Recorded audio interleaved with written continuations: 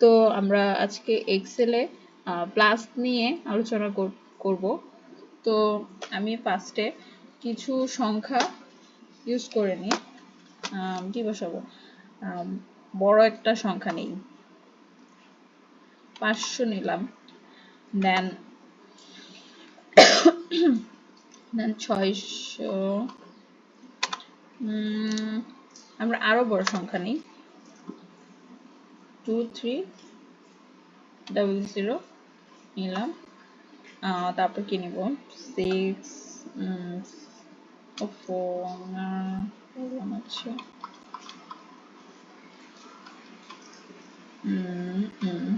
এটা নিয়ে নিলাম। এখন আমরা দেখি এই আপাতত এই কয়টা সংখ্যা দিয়েই আমরা যোগ করে দেখি কিভাবে আমরা সাম দিয়ে, কিভাবে আমরা সাইন ইকুয়াল দিয়ে, কিভাবে সিলেক্ট করে আমরা টোটাল রেঞ্জটা বের করতে পারি। তো আমরা ফার্স্টে কি করব? সাইন ইকুয়াল দিলাম, দেন আমরা সাম লিখব। সাম তো আমরা জানি যোগ করতে সাম ইউজ করা হয়।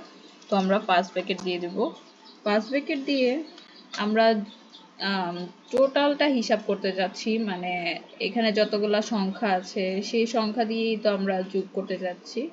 তো সেই সংখ্যাগুলো আমরা সিলেক্ট করে নেব। এই যে দেখো এখানে D2 D5, অর্থাৎ মানে আমরা ডি রো এর মধ্যে আমরা এই সংখ্যাগুলো বসিয়েছি, সেজন্য আমাদের আমরা আবার উপরের একদম রোতে বসাইনি কোনো সংখ্যা।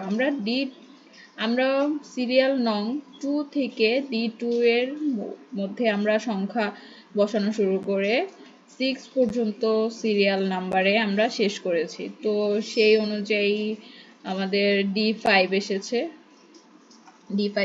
তো আমরা এখন ফার্স্ট ব্র্যাকেট ক্লোজ করে দেব। করে দিলাম। এখন আমরা কি করব? এন্টার ক্লিক করব। এই তো আমাদের টোটাল হিসাবটা এসে গেছে ক্যালকুলেটর ছাড়া। তো দেখেছো কত সহজ এক্সেলে কাজ করার। এক্সেলে হিসাব নিকাশ, যোগ বিয়োগ যা আছে, গুণ ভাগ যত আছে সেগুলো এক্সেলের মাধ্যমে খুব সহজে আমরা হিসাব করতে পারবো।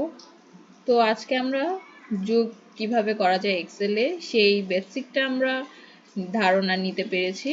তো নেক্সট ভিডিওতে আরেকটু ইনডেপথ আলোচনা করা হবে যোগের আরো শত শত ট্রিক্স নিয়ে। আমি মিতাস নলেজ রয়েছি তোমাদের পাশে।